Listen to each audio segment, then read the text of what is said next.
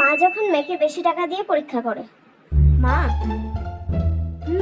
বলছি 50 টাকা দাও না, আমাকে একটা খাতা কিনতে হবে।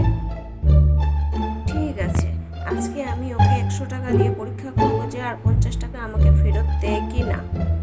ঠিক আছে, দাঁড়া দিচ্ছি। আচ্ছা ঠিক আছে। আমি তো জানি আমার মেয়ে ফেরত দেবেই।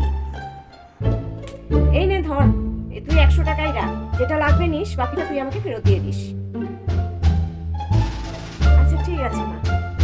দেখি এবার তুই আমার পরীক্ষায় পাশ করতে পারিস কি না।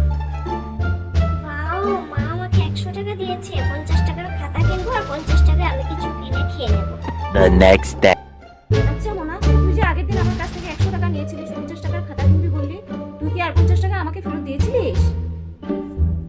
ও না মা, ওই খাতাটার দাম আসলে 100 টাকাই লেগেছে, 50 টাকা না।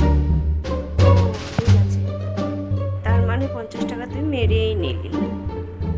যাক বাবা, মা কিছু বুঝতেই পারেনি।